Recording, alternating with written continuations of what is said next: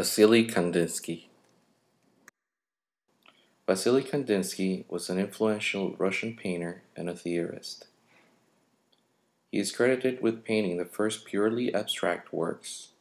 Born in Moscow, Kandinsky spent his childhood in Odessa. He enrolled at the University of Moscow, studying law and economics. Successful in his profession, he was offered a professorship at the University of Dorpat. He began painting studies at the age of 30. In 1896, Kandinsky settled in Munich, studying first in Anton Ažbe private school and then at the Academy of Fine Arts. He returned to Moscow in 1914 after the outbreak of World War I. Kandinsky was unsympathetic to the official theories on art in Moscow and returned to Germany in 1921.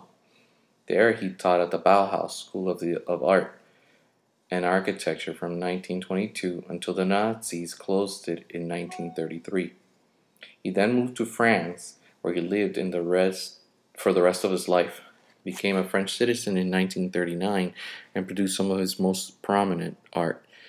Art school, usually considered difficult, was easy for Kandinsky. It was during this time that he began to emerge as an art theorist as well as a painter.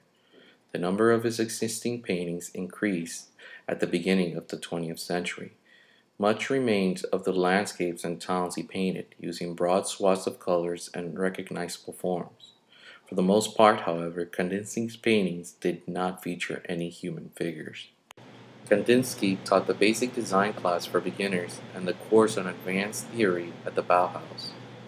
He also conducted painting classes and workshops in which he augmented his color theory with new elements of form psychology.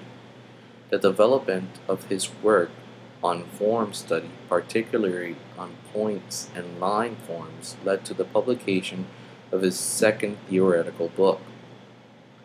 In 1926, geometrical elements took on increasing importance in both his teachings and paintings, particularly the circle, half circle, the angle, straight lines, and curves. This period was intensely productive. His freedom is characterized in his works by treatment of planes rich in color and gradations, as in yellow, red, blue, where Kandinsky illustrates his distance from the constructivism and suprematism movements influential at the time. Kandinsky was isolated in Paris, since abstract painting, particularly geometric abstract paintings, was not valued. The artistic fashions were primarily Impressionism and Cubism. Living in a small apartment, he created his work in a living room studio. Biomorphic forms with supple, non-geometric outlines appear in his paintings, forms which suggest microscopic organism but express the artist's inner life. Kandinsky used original color compositions evoking Slavic popular art. He also occasionally mixed sand with paint to give a granular texture to his paintings. This period corresponds to a synthesis of Kandinsky's previous work, in which he used all elements, enriching them. In 1936 and 1939, he painted his two last major compositions, the type of elaborate canvases he had not produced for many years. Composition 9 was highly contrasted, powerful diagonals whose central form gives the impression of an embryo in the womb. Small squares of colors and colored bands stand out against the black background of Composition 10 as dark fragments, while enigmatic hieroglyphs with pastel tones cover the large maroon mass which seem to float in the upper left corner of the canvas. In Kandinsky's work, some characteristics are obvious, while certain touches are more discreet and veiled. They reveal themselves only progressively to those who deepen their connection with his work. He intends his forms to resonate with the observer's soul. Kandinsky did not just produce a body of work whose sensuous magnificence and rich inventiveness eclipse even the most remarkable of his contemporaries.